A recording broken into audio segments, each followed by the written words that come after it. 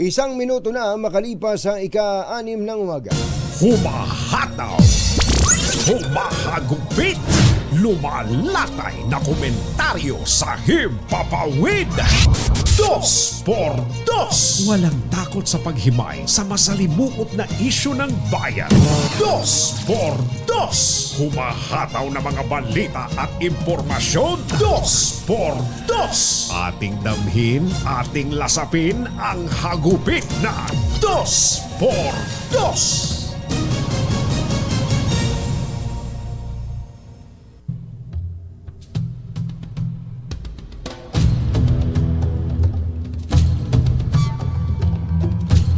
Matapos ang mabungang pagpupulong sa unang araw ng US Presidential Trade Mission sa Pilipinas, inanunsyo po ni US Commerce Secretary Gina Raimondo ang plano ng mga kumpanyang kano na mamuhunan ng mahigit $1 billion sa bansa. Ito ay makaraang hikayati ng Pangulong Bongbong Marcos sa mga Amerikanong kumpanya na makibahagi sa Build Better More programs ng pamahalaan kaugnay sa 178 infrastructure flagship projects na nagkakahalaga ng $148 billion o mahigit 8 trilyong piso. Ayon kay Raimondo, nasa 20 Amerikanong kumpanya ang nangakong mamumuhunan ng mahigit $1 billion o 56 billion pesos sa mga prioridad na sektor ng Pilipinas, kabilang ang solar energy, electric vehicles at digitalization. Nilinaw po naman ni DTI Secretary Alfredo Pascual na bagamat ito ay pangako pa lamang, tiwala daw po siya na magiging actual ang investments at maipatutupad ito sa lalong madaling panahon na magbibigay ng trabaho sa libu-libong mga Pilipino. Isyu ng bayan, katotohanan. 2x2. Pag maitim ang balak, magtago ka na. 2x2. Si Jerry at si Anthony, narito na. 2x2. Hahataw ng todo, urado ka. 2x2. Ang katotohanan, dala nila. 2x2. Walang sinasamba pali, maniwala ka. 2x2. Hataw ng gusto, tol, umasa ka. 2x2. 2x2.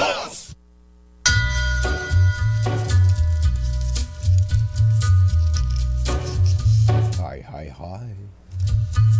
Take a little walk to the Maganda morning. go across the Lamig. where the viaduct looms Magandang umaga! Ayan! and cracks Ito po si Anthony Taberna. where secrets lie Umahabol si Jerry Baha. in the humming Muli pong sumasa inyo ang 2x2 ngayong araw na ito ng Friday! Yuhuu! stacks. Kamusta po kayo? Wanna gather Mga textmates, mga text partners, in some rain mga kapuso, black cold mga kapatid, mga kabarkada, mga kapamilya, mga trolls, mga buzzers, gising na! Sayang bayad! wrap you in his arms, tell you that you'll be Sana po ay ayos na ayos lang kayo dyan. Nasa mabuting kalagayan. Narinig niyo po ba ang ating pambungad? with you. Pambungad na balita. I'm too Yan po ang top story ng mga dyaryo ngayon. No? Ito po yung 1 billion investment deals na inaasahan daw po dahil dito sa US Trade Mission. Naka first day sila kahapon at ito po ay first time in the history. Yan po yung isang top story po natin at nandyan din po ito sa front page ng The Philippine Star. Ayan po, 1 billion dollars. Ayan. Mga yan daw po ininegosyo, ilalagak dito ng mga kano Siyempre, pati ng mga kana. Ang nagsalita nga, kana eh. Di ba? Pero hindi kaya kayo may lahing Pilipino din ito? Ito, matango sa ilong eh. Oh, ito yun eh. Ito. Yan. Yan pala si Gina Raimondo. Gina Raimondo. Kamukha ni Sibum. yung sino yung artistang Raimondo? Ikaw alam mo yun, Norman eh. Yung sexy. Pangalan nung ba't ba nasa dulo na Ina Raymond. Tinan mo na, Ina. Tapos ito, Gina. Gina Raymond. Buti pa si Het eh. Kayong dalawa kasi puro pagdadasal at mga ostya pinag-uusapan nyo. Buti si Het na sinabi ko sexy. Sumagot ka agad. Ayan, si Gina Raimondo, ang Commerce Secretary ng Amerika. Well, gaya po ng binabang, ito po'y pangako lang Salita pa lang po yan. Hanggat hindi nagkakatawang investment yan, ang tawag lang natin dyan ay pangako. Commitment. Pledge. Yan po yan. Yan po ang isa sa mga malalaking balita, pero naipakita ko rin sa inyo, ang isa pang malaking balita, ito. Ito pong may kinalaman sa deal na pinirmahan po ng COMELEC at ng South Korean company na Miro. Ayan, yan ang mga, para lang malaman ninyo na yan po ang mga malalaking balita. COMELEC, Miro, sign 18 billion deal. Ito po ay makina sa pagboto para sa automated election. So wala na yung Smartmatic. Huwag na kayong magalit kay Smartmatic. Wala na po yung Smartmatic. Ang kapartner na po ngayon ng COMELEC ay Miro. Hindi po bibili ng makina. Ito pong makina na to na gagamitin po sa ating pong pagboto ay renta lang. Pwede pong isole. Pwede pong hindi natin problema yung warehousing niyan. Renta lang. Isip-isipin po ninyo, kalaki-laki po pala ng ating ginasta sa pagbubudega pa lang nung Smartmatic mga machines o Smartmatic machines.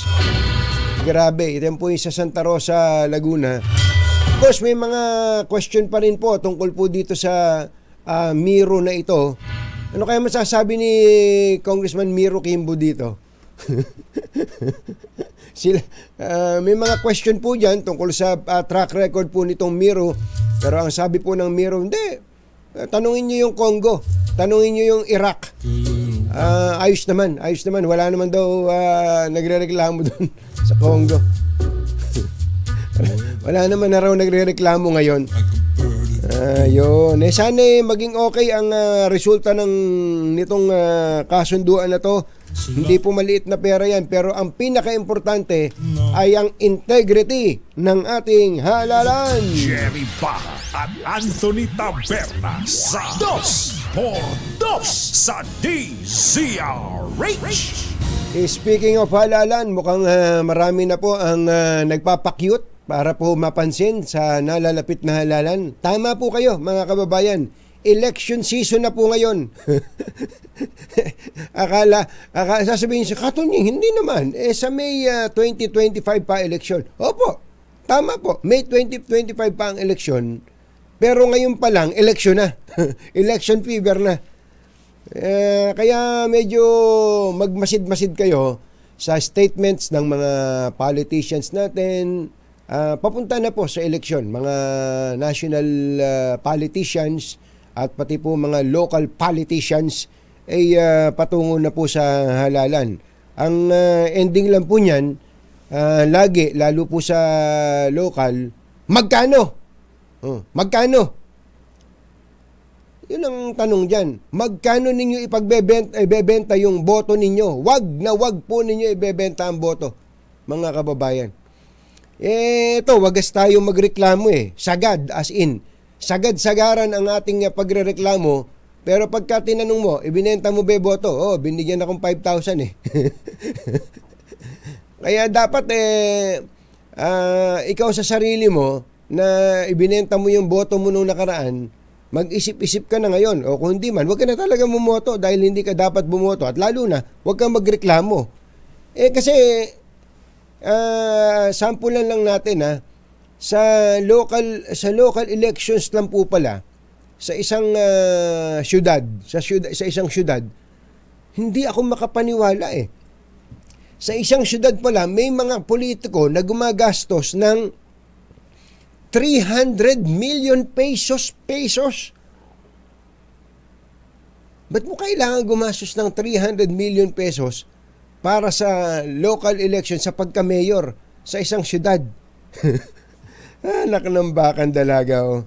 Talong-talo kayo ng idol ko si Idol Raffy Tulfo. Ang mga kumbatsero ng bayan, Katunying at Ka-Jerry. 2x2. Yung Idol Raffy Tulfo namin, magaling. Magaling talaga. Hindi ka magsisisi kapag kung ikaw man ay bumoto kay Raffy Tulfo. Ano po katunayan? Kahapon po ay nag-privilege speech si Senator Idol Raffy Tulfo at kanya pong ibinunyag.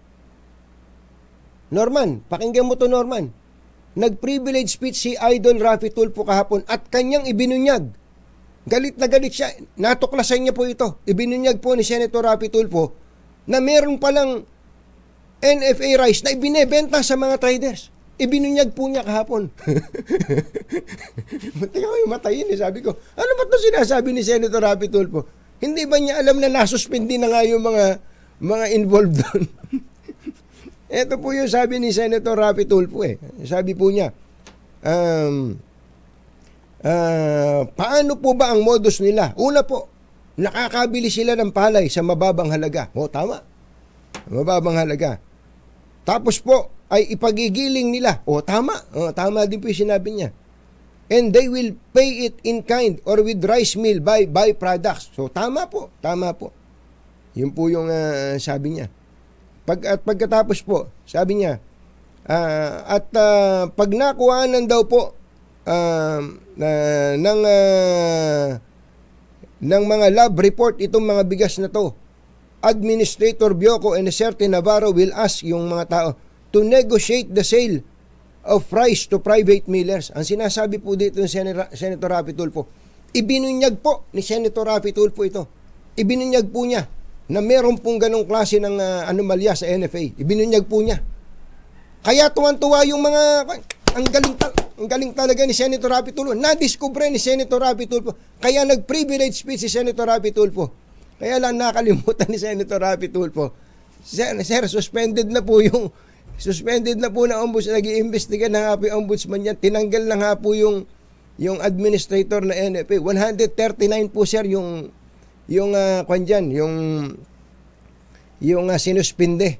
Nadagdagan pa nga, sir, ng dalawa. Yung pong acting NFA administrator, sir, na si Piolito Santos, sinuspindi rin ng ombudsman, sir. Ganun ba?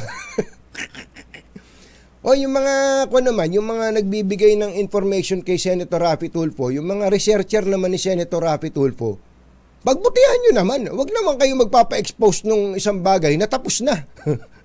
Para kasing in-expose yung luma na parang hindi na po story yan Ang tawag po ni Yuel dyan, hindi story. Kumbaga sa news, hindi story. History bayaw. Ang mga kumbatsero ng bayan, Katunying at Ka-Jerry. 2x2. Pagkatapos, siyempre, papatawag yan. Ipapatawag. Mga korap yan, mga yan. Kinakawawa ninyo mga pobre. Pobre na naman, pobre. Sir, luma na po yan. Dapat nga, noon nyo pa in-expose yan Kung talagang magagaling yung mga researcher ng mga senador, yung mga nakikinig po sa atin, yung mga researcher ng mga senador naman, huwag nyo naman gaganunin yung mga boss ninyo. Isip-isipin nyo, nagpi-privilege speech. Kapag ka po kasi privilege speech, normally expose yan Pang-expose yan, yung bang ikaw ang nagbunyag. Pero yung luma na, huwag nyo na sabihin pambira. Para bagang bagong-bago. Abay talaga. Oras po natin, Achi Ahya, Mr. Jalong Tang, Lakyam Chap Lakhun, 6:16 ng umaga, ACS Balita. Susunod na. This time check is brought to you by ACS Manufacturing Corporation, ISO certified, maker of world-class quality Pride detergent. Walang makakaligtas, walang makakalampas. Saan mang sulok ng kapuluan, Luzon, Visayas hanggang Kamindalawan. Basta't may balita, ipagwagwagan ng sikat na tagapagbalita. ACS Balita. Kasama ang 2x2 tandem Anthony Taberna at Jerry Baha. ACS Balita. Ang programang ito ay hatid sa inyo ng ACS Manufacturing Corporation, ISO certified, maker of world-class quality Pride detergent. Araw po ngayon ng Martes, Engineer Tony Nanggel, March 12, 2024. Sa ulo ng ating ACS Balita. US nangako ng $1 billion investment sa Pilipinas. Paninindigan ng Pangulong Marcos na ipagtanggol ang soberenya ng Pilipinas, suportado ng mayorya ng Pilipino.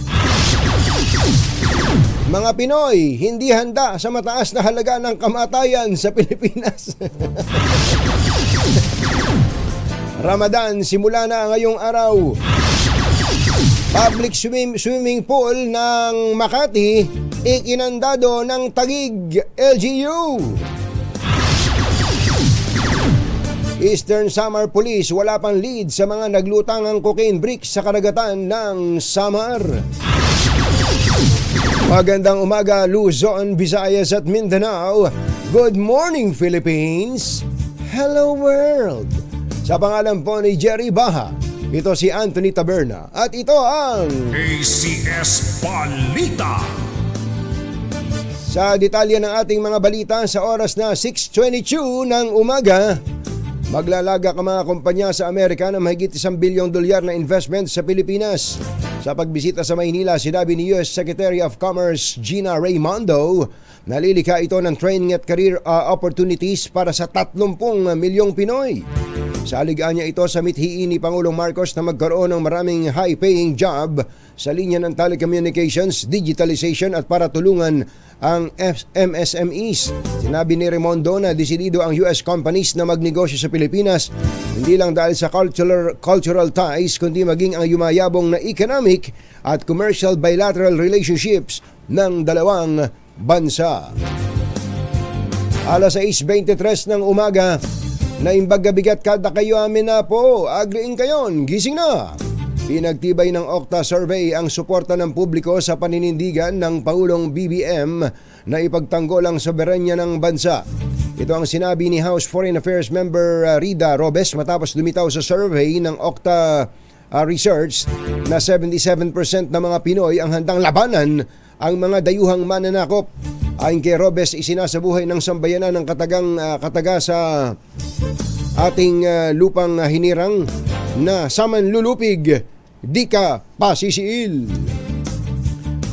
Kung magastos mabuhay, nananatiling magastos mamatay sa Pilipinas. Ayon po sa digital life insurance firm na Singlife Philippines, hindi handa ang mga Pinoy sa laki ng gastos pag natepok. Sa datos mula Golden Haven Memorial Park, 75,000 pesos ang bawat kabaong, depende pa sa gamit na materyales.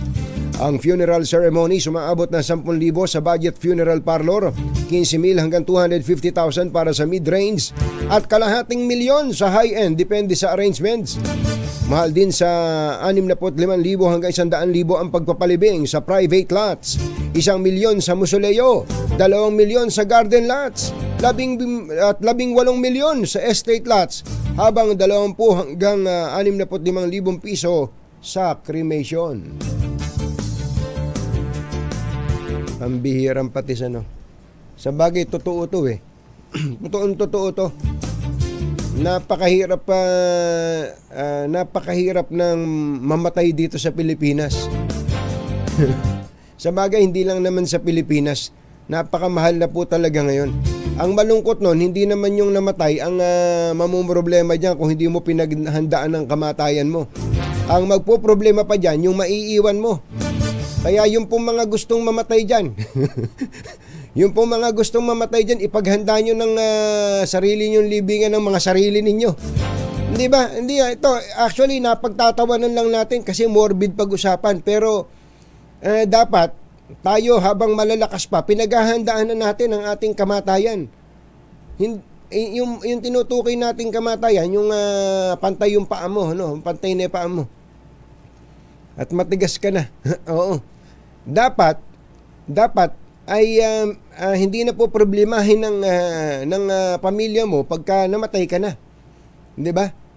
Halimbawa, yung ataol mo, dapat meron ka ng alam na ataol kung gusto mo talagang naka-ataol ka. Pero yung cremation, ang sakit nun. Gusto mo magpa-cremate? Ang sakit kaya. Alam mo kung gaano kainit yung cremation? Parang pinapractice ka na dun sa... O tapos ano pa? Tama yung mga binasa natin dito ataol. Tapos yung palamay, yung pagkalamayan na.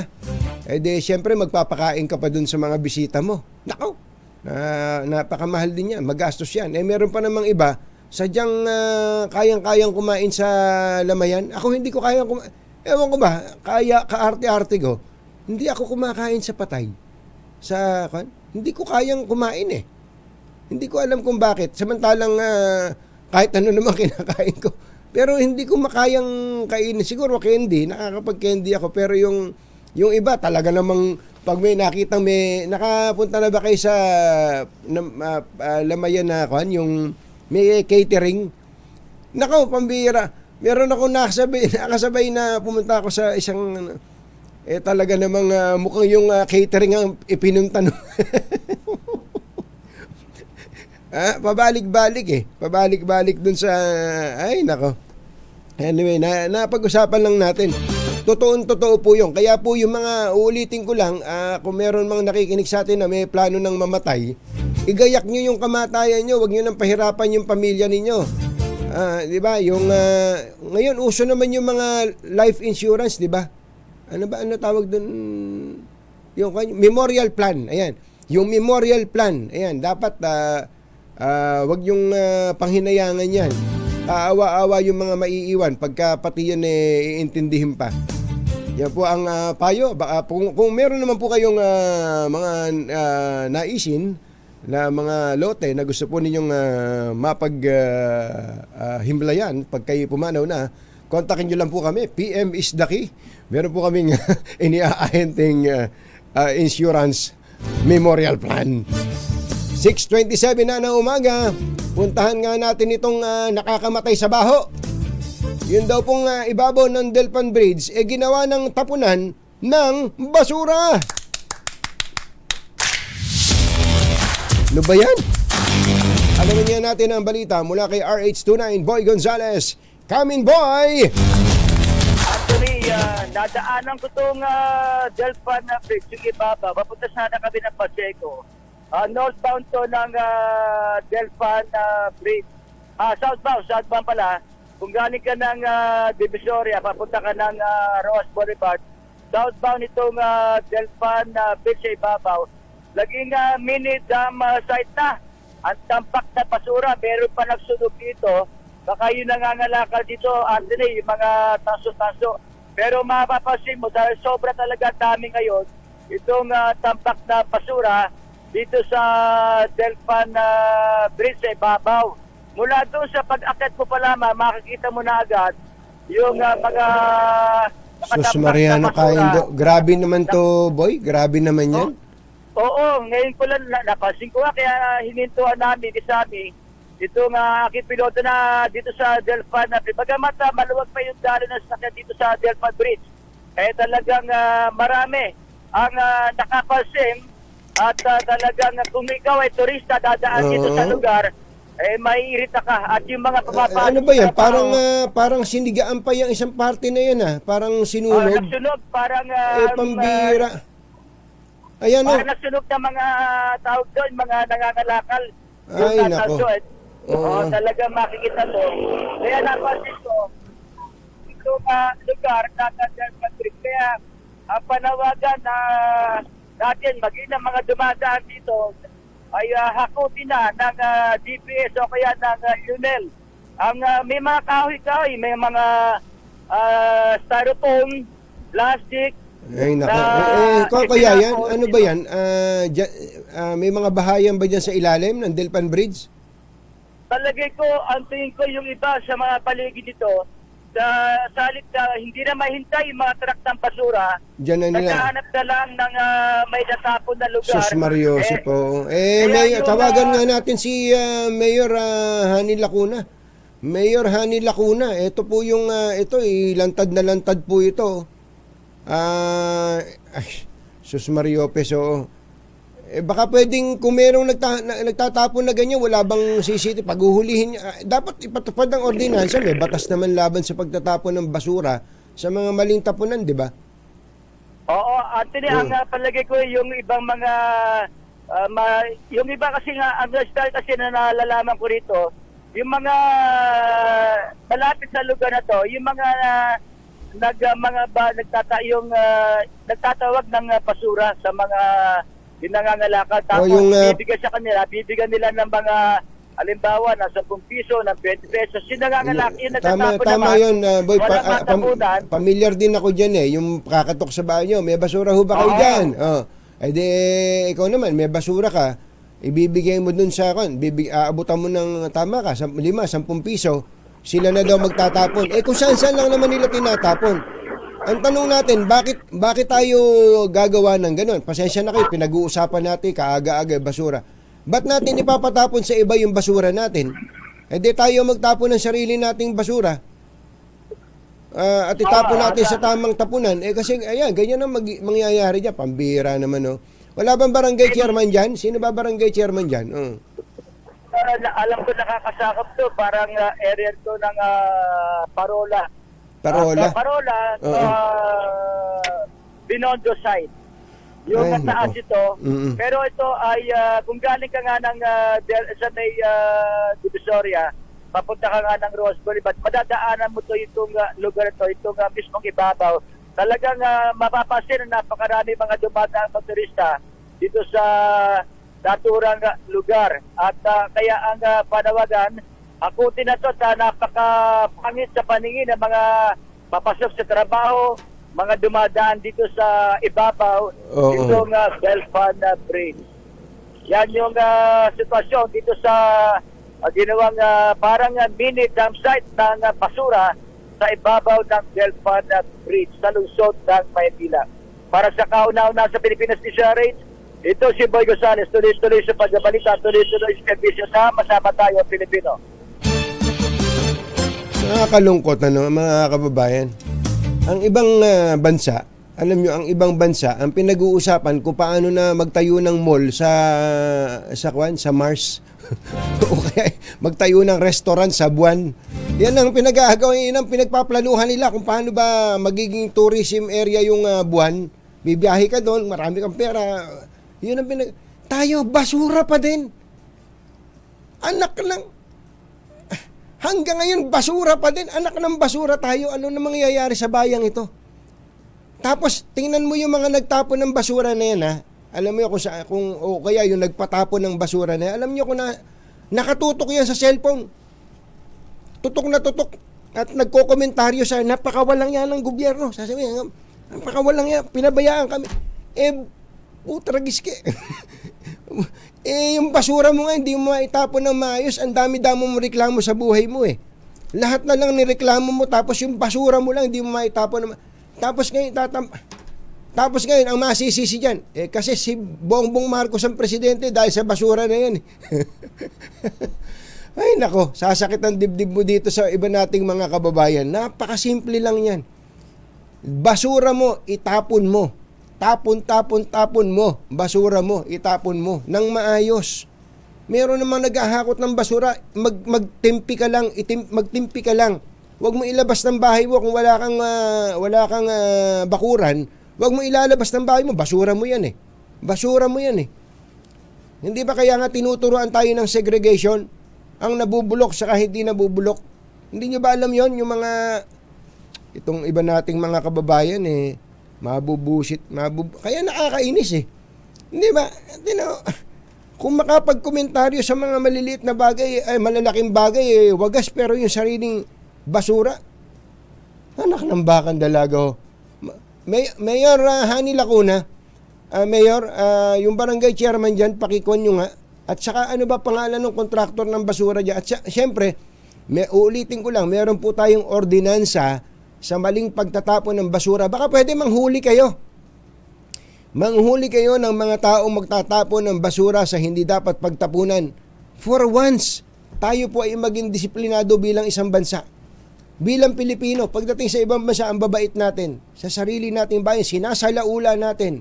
Ginagawa nating basurahan ang sarili nating bayan. Pasensya na. Mainit ulo ko. Alis na ako. ACS Balita. Standby lang, Governor Ben Ibardone, magpapala po tayo tungkol po dyan sa cocaine. Ginawang basurahan ng dagat ng Samar, Eastern Samar, ng cocaine naman, cocaine, pambira. Gov, sandali lang po 6:35 ng umaga, maupay nga aga, mga kasangkayan, mga kabugtuan, mata na kamo, gising na. Sandali po lamang. Kasama ang 2x2 tandem Anthony Taberna at Jerry Baja. ACS Balita. This time check is brought to you by Deb Anthony Taberna at Jerry Baja. ACS Balita. Hi! Maganda morning! Anong araw today, kumbatsero? Today is Laundry Day Friday! Yuhu! At pag Laundry Day Friday, all you need is Pride Washing Machine Detergent.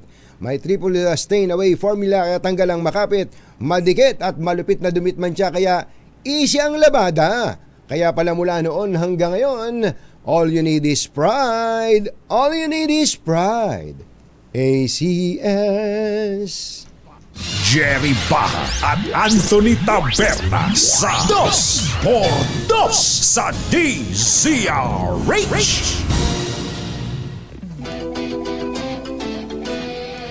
Makibalita lang tayo, diyan po sa malaking balita po ito sa na ating nabatid nung pong isang araw pa.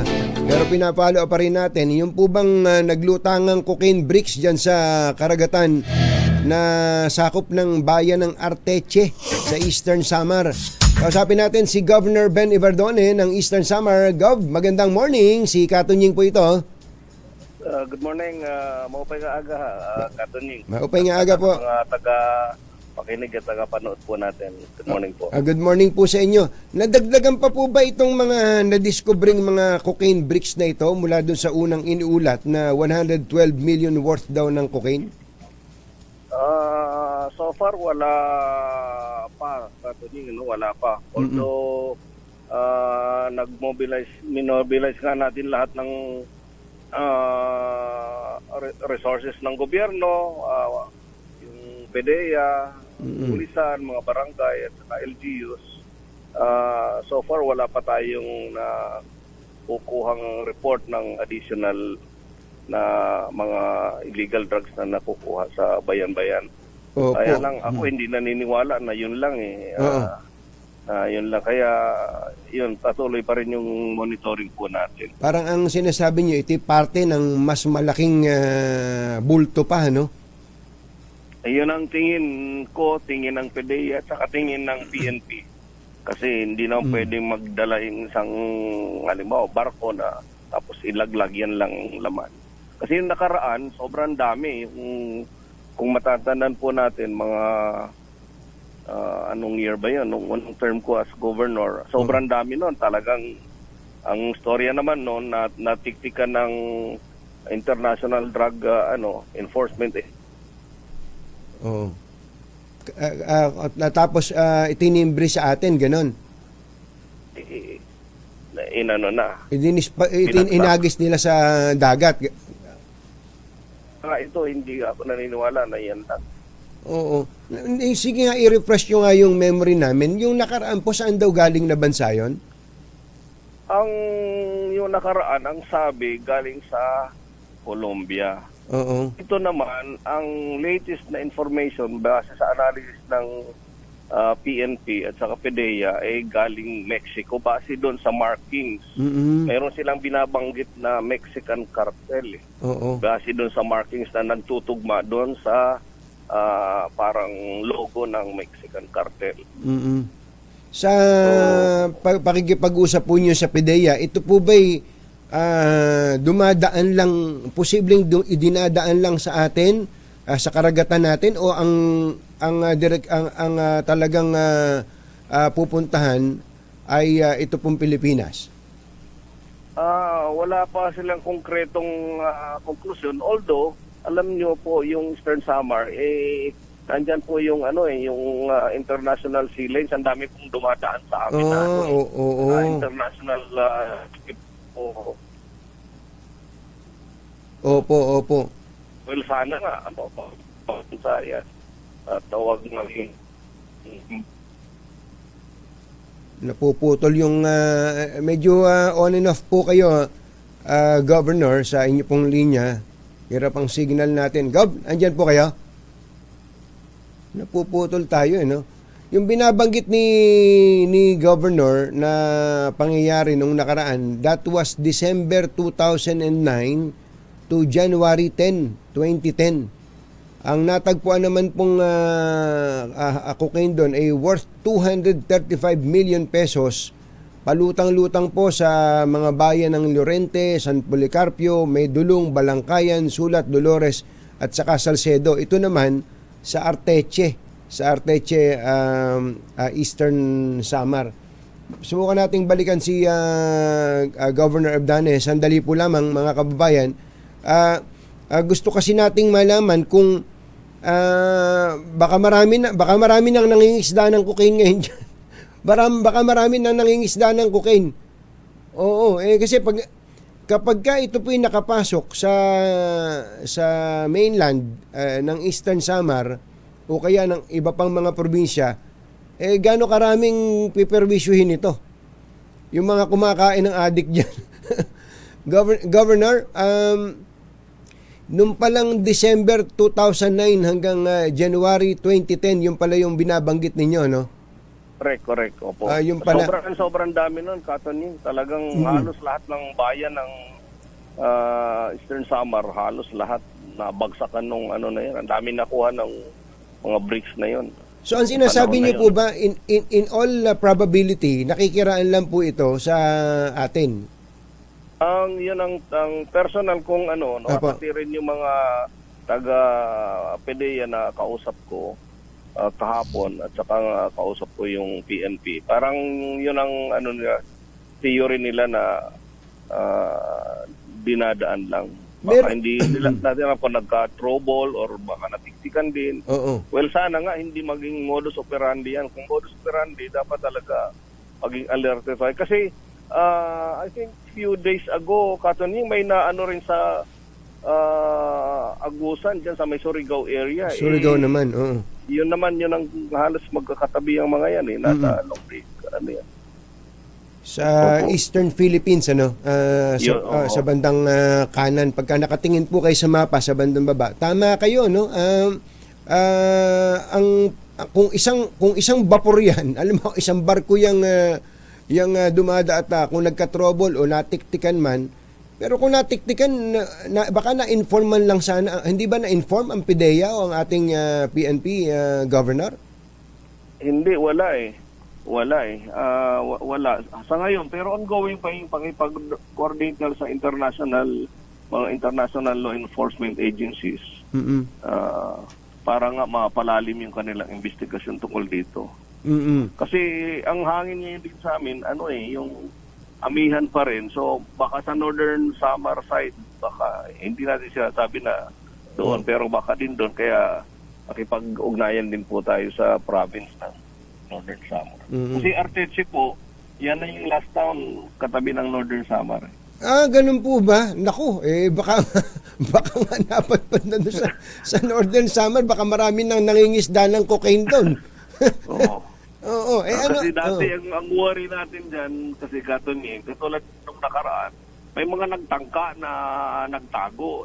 Siyempre, hindi naman sila pababayaan ng batas, may mga nahuli din. Kaya kawawa. Kaya Oo. ngayon, kung sino man may nakikinig, huwag na kayong magtago dyan dahil talagang sino magbebentahan ninyan, wala kayong kamalay-malay dyan. Oo. In the meantime, siguradong life imprisonment yan pag nahuli yan. Talaga. Oo, talaga. Kaya dapat report ka agad natin yan sa mga kinaukulan mo. Sa resulta daw po ba ng testing ng PDEA o ng PNP, ano ba yan? Mga high-grade cocaine ba yan? High grade matindi. cocaine, high grade talaga. Paano, Matindi ang value nito. Oo. Paano po ang disposition niyan? Baka pag yung nagtatago niyan, dapat ay nababantayan din natin. O ano ba? Itapon. Ano ba ginagawa diyan? Paano ba ang sabi nila sa akin for distraction na raw yan. Oo. So sabi ko, kasi nakatutok din tayo dyan, kasi sabi ko baka mamaya maging yung 20, maging 15 na lang naman dito. Hindi naman sa natin sabi yung mga masama, yung mga PDEA sa PNP, Hindi, ano lang. Kaya na to, sabi nila, for distraction na raw yan. Sabi ko saan? Sa regional office ng PNP. Dapat i-witness nyo yan. I-witness na. Dapat yun ang request ko nga ho, na kung hindi man ako, yung mga other persons na ma-witness yung distraction ng yan. Tama po. So again, Governor, kung meron po tayong kung meron po tayong mga kababayan, mangingisda man o otherwise, ano po ang inyong mensahe kung meron silang matatalisod na ganyan? Wala bang pabuya diyan? Well, tama yan. Magandang puntos yan, Pwede natin mag-aralan yan kasi kami naman, meron kami pondo ng anti-drug campaign. So siguro itong mangingisda na tama yan, magandang suggestion yan.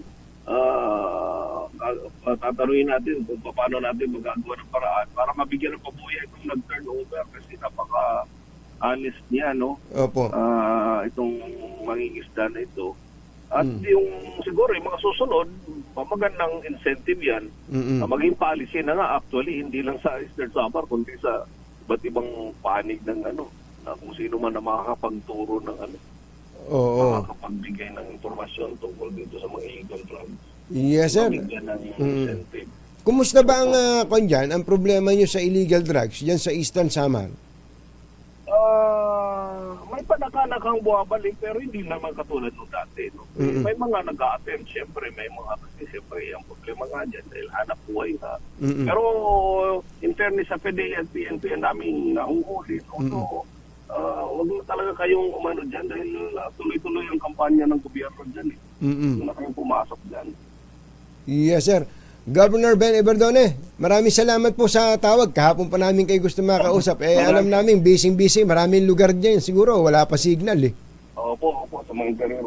Maraming salamat, Katon. Thank you. Mabuhay po kayo. Mabuhay po kayo. Salamat, yes, sir. Kayo din po. Si Governor Ben Iberdone ng Eastern Samar. Yung pong mga namimingwit ng cocaine dyan, ha? Magandang point yon. Kapag ka po kayo nahuli dyan, isipin yon, bebenta ko to. Sayang to ang hirap-hirap mangisda. Tapos ito na pangisda ko, baka biyaya ito. Baka ganun yung patingnan. Pag nahuli kayo dyan, tama yon, life imprisonment agad yan. Dahil yung isang brick, 1 kilo yata 1 kilo yata isang brick kaya life imprisonment. Shoot na shoot kayo sa kanal dyan.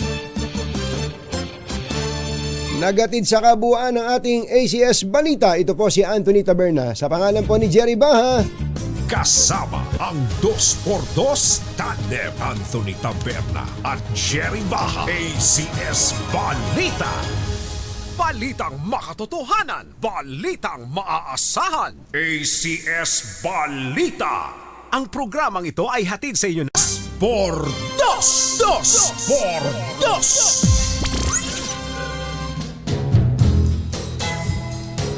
Ay, good morning! Good morning kay Ate Weng de la Fuente. Ang sabi niya, hindi lang sa Delpan, pati sa gilid ng North Cemetery. Ay, sorry, yung sako-sakong basura, doon lang itinapon. Alam nyo, ang Maynila, sinusuportahan natin ang mga efforts ng Maynila. Pero ito po, actually, hindi po ito problema dapat ng mayor Problema na po ito ng barangay. Kaya nga po meron tayong layer di ba? Kapag ka lahat ng problema sa sulok ng barangay papoproblema natin sa mayor o sa presidente ng Pilipinas, we're going to the dogs, baby. May kanya-kanya tayong papel na ginagampanan. Pero ang first and foremost, tayong mga mamamayan ang dapat na nakakaintindi, ano ba papel natin? Baka naman ang ginagawa lang natin sa buhay natin, magturo. Ay, hindi ako siya Merong nag-message dito sa atin. Baka daw ang gusto ni Senator Raffy Tulfo, kaya in-expose niya kahapon sa privilege speech ang tungkol po sa bentahan ng bigas ng NFA sa paluging halaga sa mga rice traders. Ang layunin niya ay suspindihin uli. Ano to karne? Double dead. Pambihira. Wala namang ganun. Suspindi. Senator Raffy Tulfo, baka naman sa sobrang kabisihan po ninyo, idol, ay hindi na kayo nakakapanood ng balita, at baka nakasubsub kayo sa inyong trabaho. Ang gabi ay ginagawa niyong araw at ang araw ay ginagawa niyong gabi at ang kilay niyo ay inyong sinusunog. Senator Raffy Tulfo, kung po, ang totoo po, nag-imbestiga na po yung House dyan noong Webes. Pinatawag na po lahat yan. Meron pong ongoing investigation. Nag-file po quietly itong si Congressman Mark Enverga, chairman ng House Committee on Agriculture, nag-file ng resolution motu proprio. Walang privilege speech. Pinaimbestigahan na po niya. But of course, the investigation was conducted after the Office of the Ombudsman had imposed preventive suspension doon po sa mga binabanggit na mga opisyal ng NFA. Kaya Senator Raffy Tulfo, ayos na po yan. But of course, kung gusto niyo ulit mag-imbestiga, nag-iimbestiga Ombudsman, nag-iimbestiga DA, nag-iimbestiga ang House of Representatives, ayaw niyo maiwan.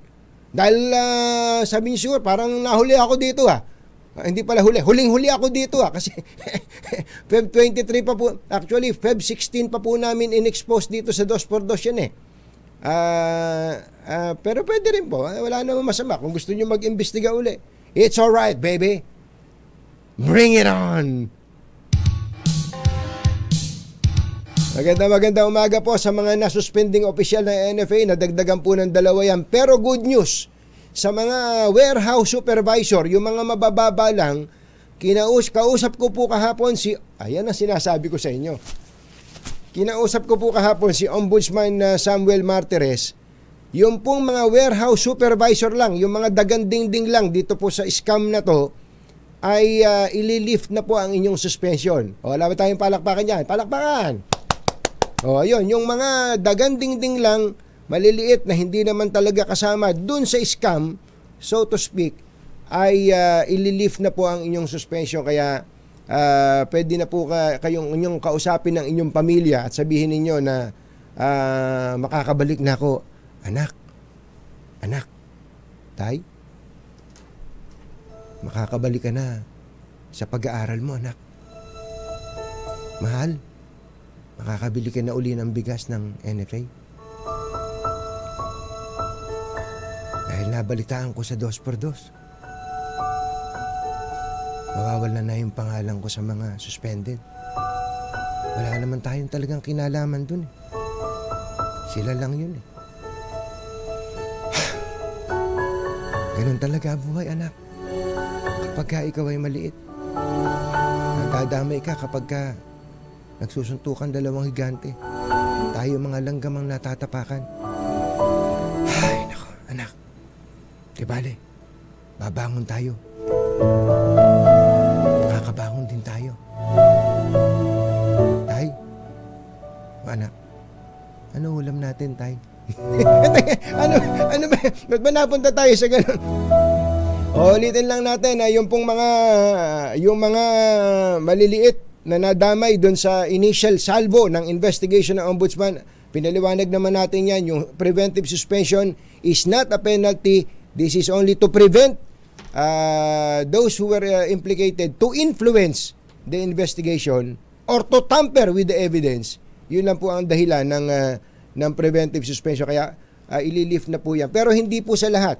Yung administrator, yung pong involved na department manager, yung pong regional director, yung mga regional manager, branch manager, sabit sila po preventively suspended pa. Pero yung mas mababa, officially i-announce po yan ng ombudsman mamaya. Iba kami. Mga balitang tatak 2x2 sa 2x2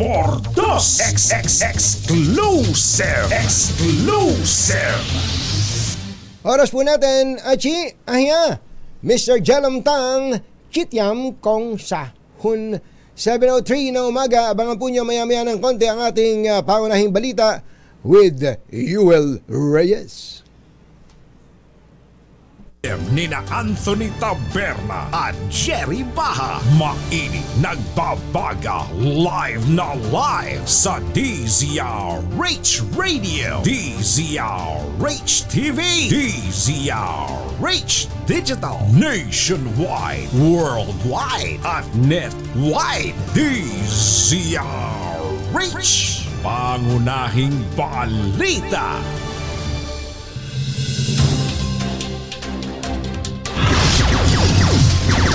Sa ulo ng ating mga pangunahing balita, estudyante sugatan sa pagpapaputok ng baril ng isang lasing na pulis sa isang handaan sa Maynila. 20 anyos na estudyante na namaingay, pinagbabaril, patay sa Masbate. College student ginahasa na, pinatay pa sa Pangasinan. Police intel officer patay sa ambush sa Jensan.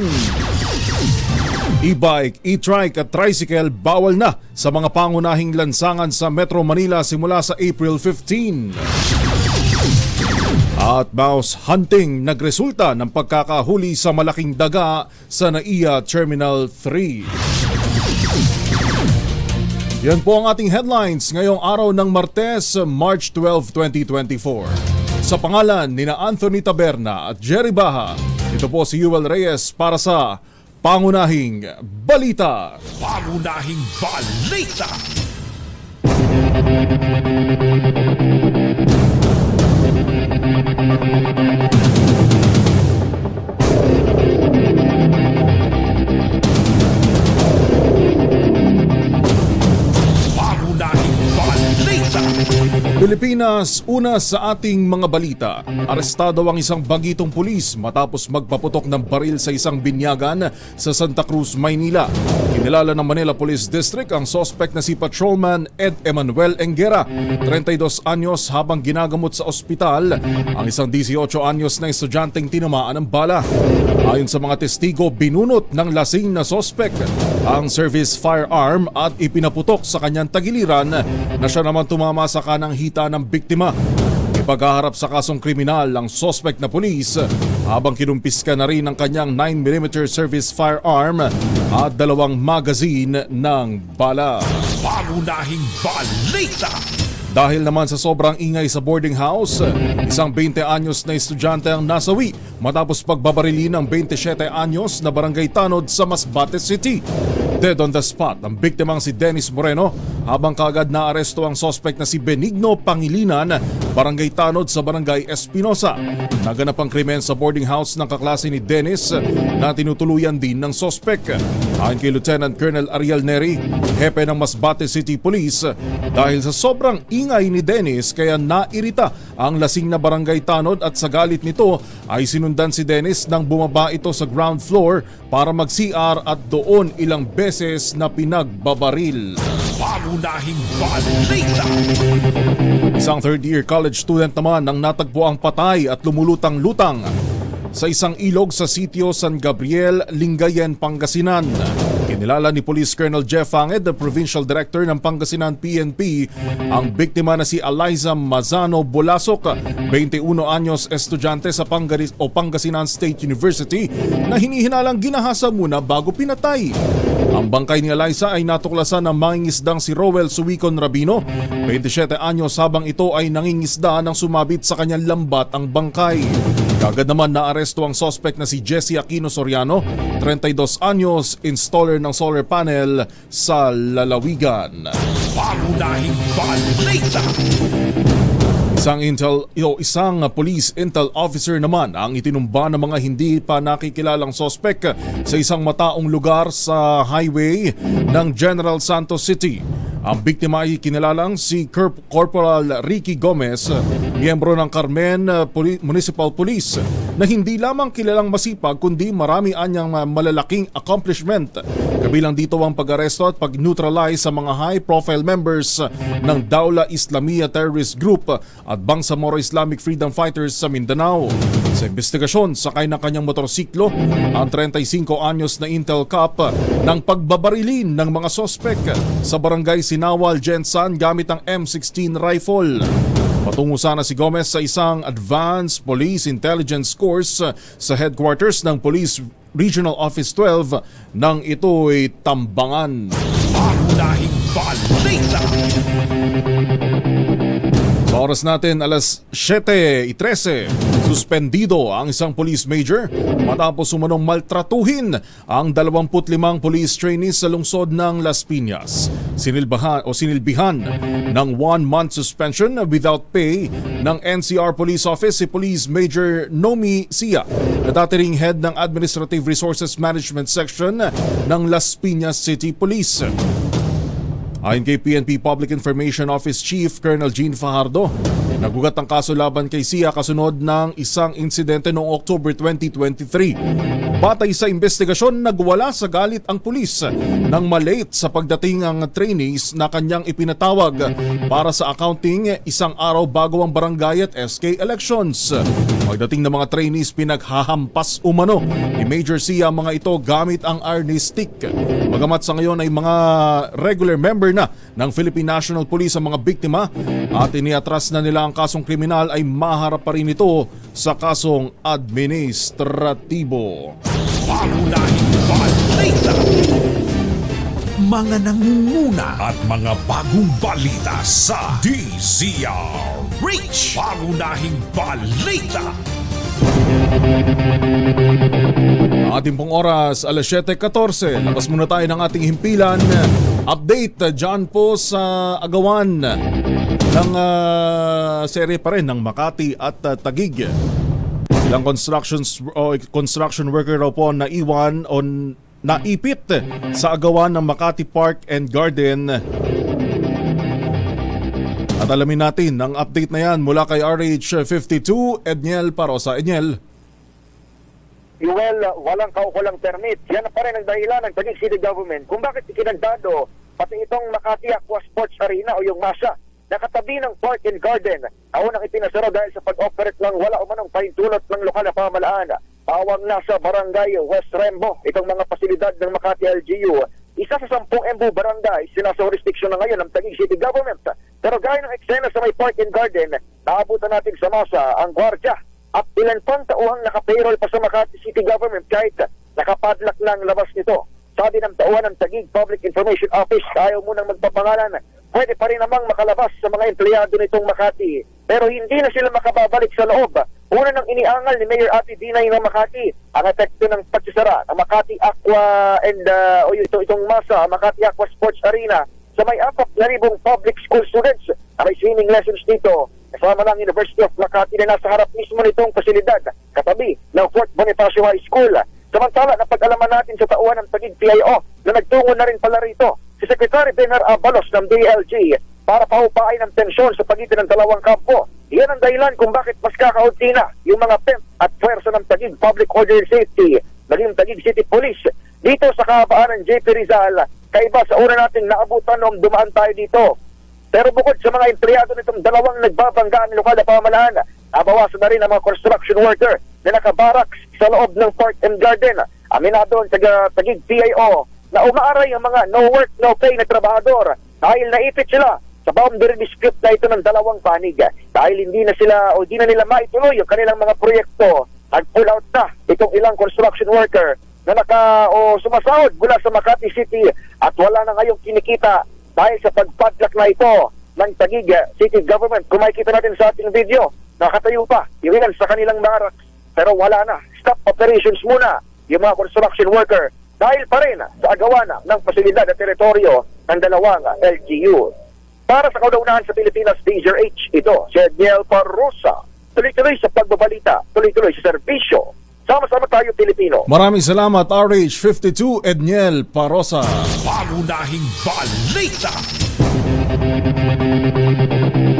Alas 7:17 sa iba pa nating mga balita, bawal nang dumaan ang mga e-bike at e-trike sa mga pangunahing lansangan sa Metro Manila epekto sa April 15.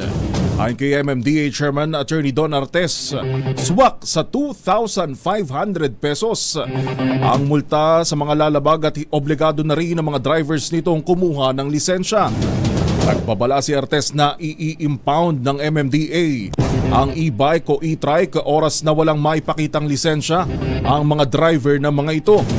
Kabilang sa 19 na national roads na bawal dumaan ang nabanggit na mga sasakyan. Pakinggan nyo po ito. Ito po yung mga pangunahing kalsada, mga national roads na pagbabawalan po. Yun hong mga e-bike at e-trike. Particular po dyan sa R1 Roas Boulevard, Taft Avenue, SLEX, Shaw Boulevard, Ortigas Avenue at Bonifacio Avenue.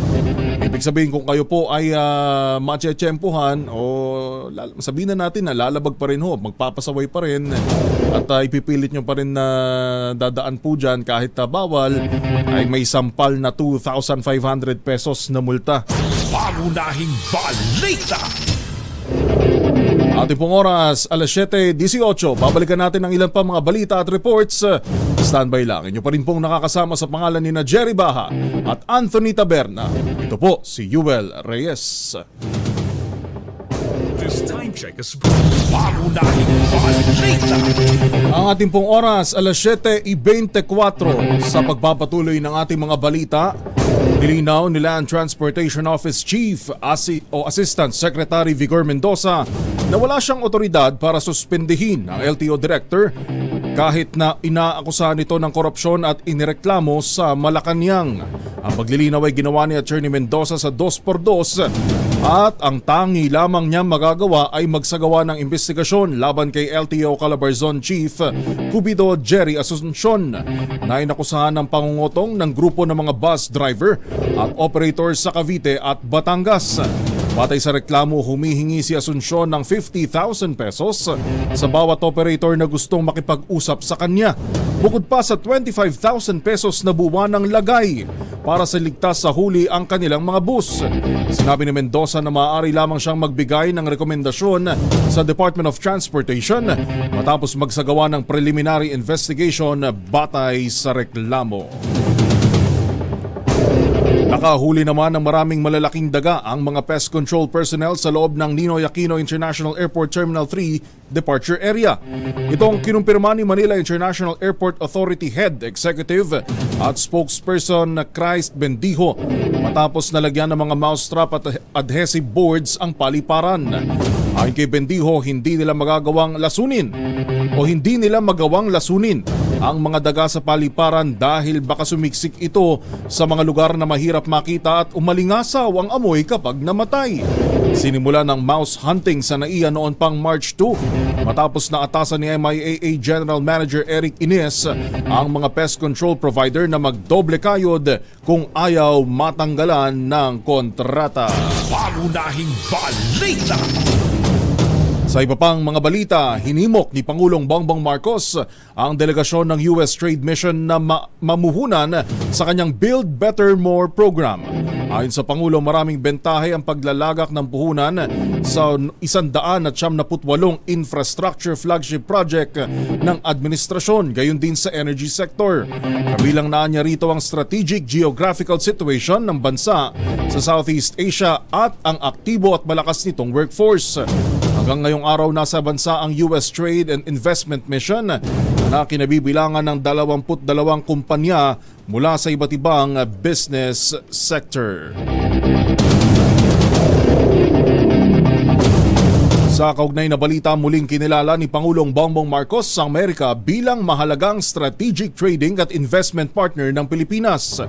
Ginawa ng Pangulo ang pahayag sa courtesy call sa palasyo ng delegasyon ng US Presidential Trade and Investment Mission. Ayon kay Pangulong Marcos, umaasa siyang maisa sa katuparan ang mga napagkasunduan ng dalawang bansa sa mga susunod na buwan. Ibinida rin ng Presidente ang malakas na performance ng ekonomiya ng bansa sa kabila ng mga pandaigdigang hamon. Unsod-an niya ito nang ipinatupad na policy measures ng gobyerno, malakas na external position, reforma sa buwis at mga foreign investment na bulto ay mula sa US. Our resilience and adaptability in the face of both domestic and external challenges highlight our commitment to economic reforms, sustainable development, and proactive policymaking. Despite many headwinds, our commitment equips us to effectively navigate and overcome such challenges. Our strategies are further validated by the significant rise in foreign direct investment. Sa kaugnay pa ring balita, kumpiyansa si PBBM na mapapalakas ang semiconductor sector ng Pilipinas sa pamamagitan ng suporta ng US sa ilalim ng CHIPS Act nito. Ginawa ni PBBM ang pahayag sa courtesy call ng US government at delegasyon ng Presidential Trade and Investment Mission sa Malacanang. Ayon sa Pangulo, inaasahang makakapag-produce ang mga bansa ng 128,000 semiconductor engineers at technicians pagsapit ng taong 2028. Ito, anya, ang pupuno sa demand ng teknolohiya sa susunod na mga taon o yung lumalawak na pangangailangan sa high technology industries. Sa ilalim ng CHIPS Act, pinapayagan ang bagong pagpopondo para mapalakas ang pagsasaliksik at manufacturing ng semiconductors sa Estados Unidos. So with the potential support from the United States under the CHIPS Act, we are poised to churn out a robust talent pool of 128,000 semiconductor engineers and technicians by the year 2028, ready to meet the expanding needs of high technology industries, and hopefully strengthen that digital connection for the small and medium scale. Yan po ang tinig ni Pangulong Bongbong Marcos. Pangunahing balita.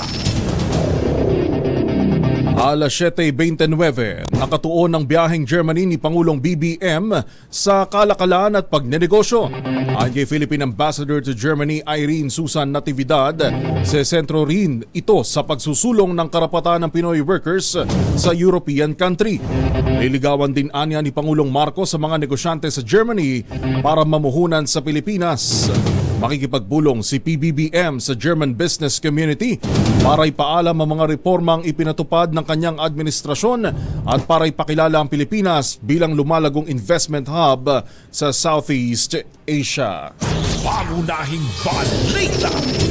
Binigyan din naman ni Speaker Ferdinand Martin Romualdez ang kahalagahan ng biyahe ni Pangulong Ferdinand Marcos Jr. sa Germany at Czech Republic sa pagtaguyod ng interes ng bansa sa gitna ng tensyon sa West Philippine Sea.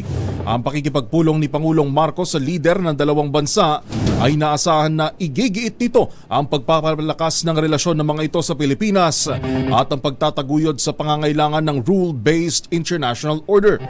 Naasahan din na magkasunod na pagbisita ni Pangulong Marcos sa Germany at Czech Republic ay magbibigay daan sa pagpapalakas ng kalakalan at ng ekonomiya ng bansa. Pangunahing balita. Ang ating oras, alas 7:31. Bago pa sa iba pa nating mga balita, alamin muna natin ng update doon ho sa inireport kanina ni inyo pong naalala, report ni RH29 Boy Gonzales. Yun hong tambak na basura sa Delpan Bridge. Hinahakot na kaya buong detalye RH29. Boy Gonzales, Boy! Babalikan natin ang report na yan ni Boy Gonzales. May dito muna sa bahagi ng Kamanava, isang lalaking nakuna ng video na pumatay sa kanyang kapwa mangingisda. May kinasuhan na raw po ng PNP na votas. RH23, Edwin Duque. Edwin. Kinumpirma yun ni Police Colonel Mario Cortez na sinampa ng kaso na murder na nabutas pulis ang lalaking nakuha ng video ng kapitbahay nito habang pinagsasaksak nito ang kapwa nito mangingisda sa barangay Tangos South sa Nabutas. Ayon kay Police Colonel Mario Cortez, ang linaw ng mga ebidensya laban dito kay Victor habang sinasaksak nito ang biktima na si alias Fred. Ayon sa opisyal, alas 9 ng umaga kamakailan nang maganap yung pagpatay sa biktima pero tinago ng suspect at pangyayari. Sa tulong ng concerned citizen, sa kuha ng video CCTV camera, hindi na may tago pa ng suspect ang ginawang krimen. Agad na kinasuhan ng murder ang suspect na ngayon ay nakapita sa Nabotas Dili. Inibisagan pa rin ang Nabotas Police at inalam kung ano ang sanhi na pagpatay, pero ayon sa pulisya, marami ang dahilan ng naturang pagpatay. Wala pa rin sa karana sa Pilipinas, di sa rin sa Kusaros 23. Edwin Duque, tuloy-tuloy sa pagbabalita, tuloy-tuloy sa serbisyo. Sama-sama tayo, Pilipino. Pangunahing balita. Maraming salamat, Edwin Duque. Balikan na natin ang report ni RH29 Boy Gonzales dun po sa mga basurang itinambak dyan po sa Delpan Bridge. Nahakot na kaya? RH29 Boy Gonzales sa detalye. Boy. Well, dumaan na yung garbage collector, yung Junel, dito sa ibabaw ng Delpan Bridge na ginawang mini dump site ng mga ilang mga residente dito sa naturang lugar. At nahakot na ng mga basura itong magkabilang side, hindi lamang yung southbound na lane ng ibabaw ng Delpan Bridge, maging itong northbound lane ng ibabaw ng Delpan Bridge. Ayon dito sa driver ng garbage collector, araw-araw na lamang nilang hinahakot yung napakaraming tambak na basura itong ibabaw ng Delpan Bridge. Bukod doon, meron din silang yung area ng Parola compound, napakarami ring tambak na basura na inilalabas ng ilang mga residente sa kanilang mga tahanan. Hindi nila dapat, ayon sa truck driver, dapat inihintay nilang dumaan ang mga truck ng basura para mahakot ng maayos itong mga basura ng mga residente sa lugar. Ayon dito sa ilang mga kababayan nating dumadaan dito sa Delpan Bridge, nakakasira sa mga tanawin, lalo na yung mga turistang dumadaan sa naturang lugar at yung mga pumapasok sa mga trabaho na araw-araw na lamang ay tambak ang basura dito sa ibabaw ng Delpan Bridge sa lungsod ng Maynila. Boy. Yes. Ibig sabihin, tama ba ako, araw-araw daw nila inahakot yung mga basura dyan. Baka narinig din yung report mo kanina. Yung Lionel ay araw-araw talagang dumadaan dyan. Yung Lionel, yung garbage collector. Dahil sa yan yung pagdadaanan nila, talagang hinahakot din nila napakaraming basura. Ang nakarinig dyan palagay ko, yung Department of Public Service ng Manila. Dumaan din doon at dumating doon, pero nahakot na ng garbage collector yung basura. Ang panawagan ng mga otoridad sa mga residente, wag na nilang ipatapon sa mga nangangalakal. At bukod pa doon, may namimili pa rin yung mga nangangalakal, namimili ng mga papakinabangan na basura, halimbawa yung mga plastic. Kaya kung kumakalat yung basura na itinambak so ibabaw ng Delpan Bridge. Talagang ang disiplina ay magsimula mismo sa atin, sa mga residente, at lalo-lalo na sa enforcement din ng barangay. Number one yan, yung mga barangay official. At napansin nga natin yan dahil sa pagdaan natin dyan, papunta sana tayo ng Baseco Beach. Nang makita natin na sobra ang dami ng basura, talagang ginawa nilang mini dump site at may nagsusunog pa ng mga basura. Kaya natawagan din ang pansin tayo dyan, kaya natin na i-report agad dyan dahil para mapanawagan sa mga kinaukulan, lalo na ang mga barangay official at ng mga tauhan ng Department of Public Service ng Manila City Hall. Ayos, maraming salamat, Boy. Sa sa Pilipinas DZRH, ito si Boy Gonzales. Tuloy-tuloy sa pagbalita, tuloy-tuloy sa serbisyo, sama-sama tayo, Pilipino. Mga nangunguna at mga bagong balita sa DZRH. Pangunahing balita. At pag pinag-uusapan natin ang mga basura, hindi pwedeng mawala dyan yung mga lamok. Oho. At lalo na ho pag ganitong panahon ng tag-init at biglang uulan at yung mga tambak ng basura, naiistakan ho yan ng tubig. At dyan ho sa bahagi ng Quezon City, may lumobo sa mahigit 600 yun pong kaso ng dengue. Ating alamin ng buong detalye, buong balita sa report ni RH5 Val Gonzales. Val? Yun, umabot na sa kabuang 638 katao, 638 ang naitatalang kaso ng mga residenteng nagkasakit ng dengue dito sa lungsod ng Quezon. Ito ay batay sa record ng Quezon City Epidemiology and Surveillance Unit o CESU. Mula pagpasok ng buwan ng Enero hanggang itong katapusan ng Pebrero, ang Distrito 1 ang nakapagtala ng pinakamataas na kaso na umabot sa 147, habang ang District 3 naman ang pinakamababa na mahigit 61 kaso. Ayon sa City Health Department, 2 na ang namamatay dahil sa kagat ng salot na ramok na nagtataglahi ng dengue virus. Una na rin pinangunahan ng CESU ang pagsasagawa ng dengue case investigation, habang nagsagawa na rin ng malawakang study operation na sa iba't ibang mga barangay. Dahil dito, paalala ng city government sa mga residente, magtungo agad sa pinakamalapit na health center hospital kung may makita o maramdamang sintomas ng nakamamatay na dengue.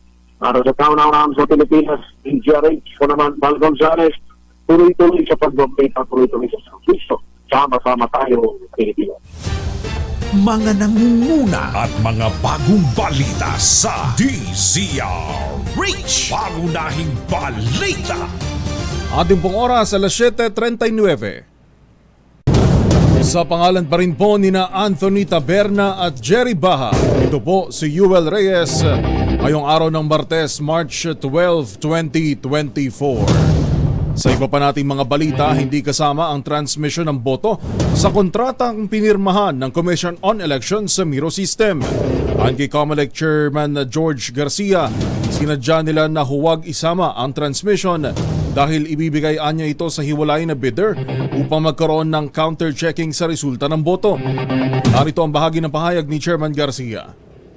Tema. Ibig sabihin, ayaw nating iisa lang na kumpanya may control nung mismong mga hardware, software, yung makina, at saka yung transmission ng result. Sa kasalukuyan po, may isang nakapasa doon sa ating sa bidding para sa transmission, subalit ito po ay nag-a-undergo pa ng tinatawag na post-qualification. Ang tinig ni COMELEC Chairman Attorney George Garcia. Pangunahing balita. Lumarga naman ang katiting na rollback sa presyo ng mga produktong petrolyo. Sa magkakahiwalay na abiso ng oil companies, 50 centavos ang tapya sa kada litro ng gasolina. 25 centavos sa kada litro naman ng diesel, habang 30 centavos sa kada litro ng kerosene. Kaya pwede na tayong magpa-full tank. Lalo na't pwede nang magpa-full tank, lalo na yung next winner natin ng mas malakas promo. Dahil 85 taon na ang kauna-unahan sa Pilipinas at ang MBC, mas gumanda na, mas pinalakas at mas pinalawak pa ang pamimigay ng ating papremyo. Ito ang DZRH Mas Malakas Promo, kung saan pag naabutan namin kayong malakasang nakikinig o nanonood sa DZRH ay mananalo ka ng instant 1,000 pesos at may kasama pang grocery bag ng DZRH. So ano pa ang hinihintay ninyo? Tutok na sa nangunguna kauna-unahang radyo sa buong Pilipinas, DZRH. Una sa Pilipinas, una sa Pilipino. Live mula sa Barangay Putatan sa Muntinlupa, si RH6 Sherwin Alfaro. Sherwin.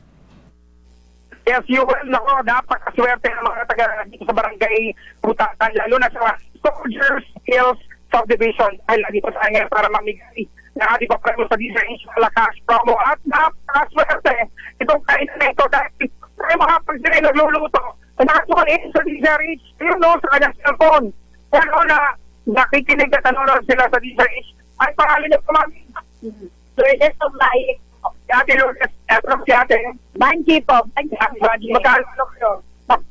Magpinsa sa mahalan itong kainan. Ano pangalan ng kainan nyo? Ganyan's Catering. Ganyan's Catering. Yun bukod sa araw-araw na pagdating na kayong tayo na catering sa mga okasyon. Oo. Yung ako po namin, sa po yung namamahala nun ang catering services namin dito sa Muntinlupa. Ba't kapakpak na sila? First time natin empuhan. Pero last empuhan natin na nakasuling bakit din sa race po ang ilos nanonood? Lagi po kasi nakikinig ang aking mama doon, kaya lagi po kami nakikinig na rin doon. So, naisali yung pakikinig ng DZH? Dapat po nung bata ako, DZH na po talagang pinakikinggan ng mama ko. Kaya, yun po talaga ang nakasanayan namin. Pakinggan na lang. Mula nung bata ka, hanggang ngayon, may trabaho na nagtitingin dito ng pagkain sa mama mo? Wala na po. Ay, wala na. So, dahil wala na, ngayon, magkakameron ka ng premyo. So, mamili na isa. Pili na isa. Ayan, sipitin nyo po sa araw. Kung sisiw ba, may sisiw? Walang sisiw. Sisiw na ako. Wala daw sisiw na nakita. Pero, magkakaroon ka grocery bag mula sa DZH. Yun. At syempre meron din bigas yan, mula sa DZH. Thank you po. Salamat po. Ako maraming salamat din sa inyo at yung pagsasalin. Sa mga Yuvel, totoo nga rin sinasabi ng mga kababayan natin ang pakikinig na ipamamana. Mamaipamana ng lupa, wala mamaipamana ng kayamanan, pero na ipamamana naman yung kultura na pakikinig ng radyo. Kaya naman, kahit cellphone lang gamit, nakatuloy pa rin sa DZH. Kaya maraming salamat sa inyo. Maraming salamat po. Salamat po. Okay, thank you. Anniversary, kaya naman yes, Yuvel. Yes, go ahead, Sherwin. Kaya naman sa damdaling kain, magsasabay lang ang mga kapitbahay natin dito sa Muntinlupa City dahil baka kayo nasusunod na winan natin sa DZH, mas malakas from August number 6. Sherwin Battle para tuloy-tuloy sa pagbabalita. Sama-sama tayo, Pilipino. Pangunahing balita sa showbiz. Magandang dilag, puso ko yung nabihag. Yun, no? Hi. Sino kaya ito? Bago lang sa ating showbiz legend na si Tita Morley Alinio, may tinatawagan daw po ng pansin ng lahat ng miyembro ng AFP-CGSC Foundation Incorporated. Meron daw po kayong hybrid annual membership meeting at election of trustees sa Miyerkules, March 20, 2024. Para sa detalye, tumawag lamang kay Mabel Galano sa numbers 0917-808-1456 o kay Rodeline Gantuangco sa number 0927-755-8595. May sino kaya itong itinatagong anak ng isang aktres at actor-politician nagdiwang ng kanyang 4th birthday? Sa detalye, chika mo sa ating showbiz legend, Tita Morley Alinio. Tita Morley, magandang morning. Yes! Magandang morning, Luzon, Visayas at Mindanao. Good morning, Papa Yuel.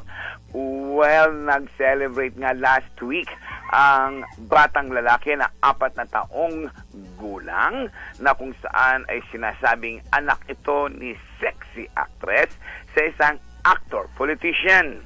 Well, noon pa na chichismis ang balita, hanggang ngayon ay walang kamatayan na naglalabasan ang iba't ibang isyu o balita kaugnay sa anak na ito. Well, kung papansinin, kamukhang-kamukha daw ni tatay ang naturang batang lalaki na nagdiwang kamakailan.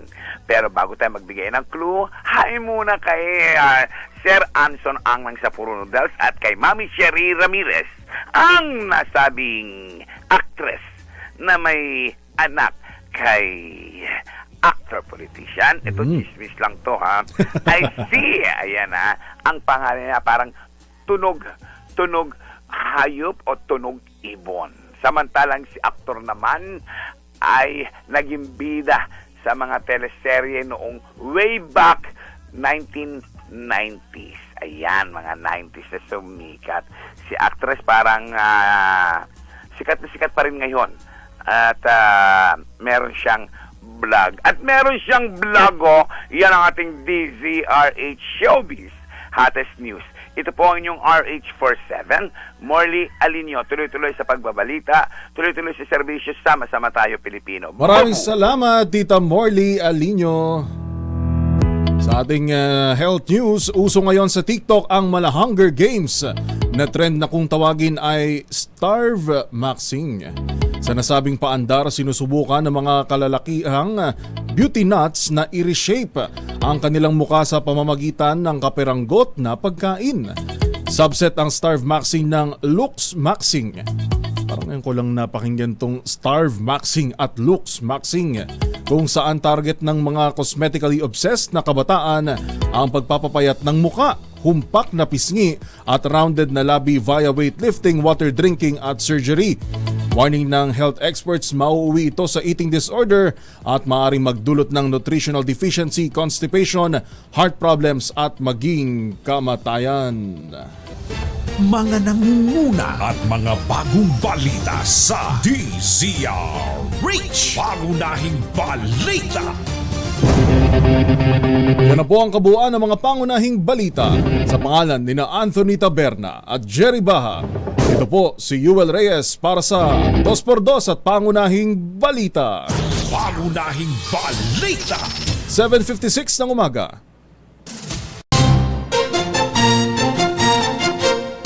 Katonying at Ka-Jerry, Anthony Taberna, Jerry Baha, ang samahang pinatibay na ng panahon. 2x2.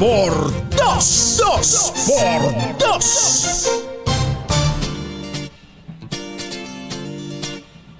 Yan na po ang kabuuan ng palatuntunang 2x2 pansamantalang humalili kina Anthony Taberna at Jerry Baha, at bukas ay mapapakinggan nyo naman na ulit sila. Ngayon pong March 12, 2024. Muli po magandang umaga at maraming salamat sa lahat ng mga sumubaybay at antabayanan nyo po ang mga susunod na winners sa ating Mas Malacash promo. Muli po sa pangalan ni Anthony Taberna at Jerry Baha, ito si Yuel Reyes. Damdaming Bayan, susunod na.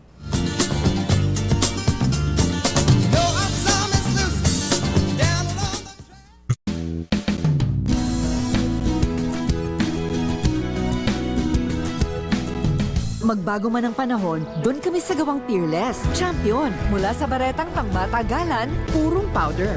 Hanggang sa mabulang liquid detergent. Kaya sa labahan, Champion! Tapat na walang katapat. Tinesting. Sinuri. Siniyasan.